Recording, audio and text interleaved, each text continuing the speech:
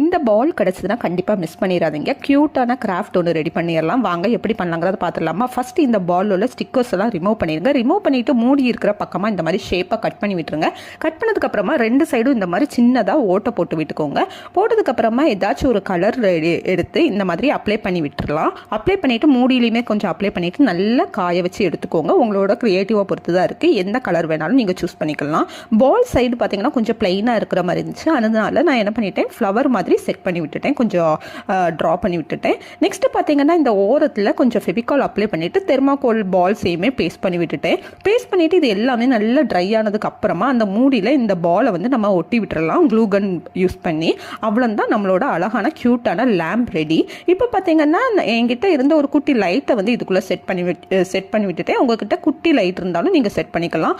அவ்வளோதான் அழகான craft ready. இந்த மாதிரி நிறைய வீடியோஸ் பார்க்கணும்னா நம்ம கிட்டூஸ் கிராஃப்ட் சேனலை சப்போர்ட் பண்ணுங்கள், ஃபாலோ பண்ணிக்கோங்க. Bye bye.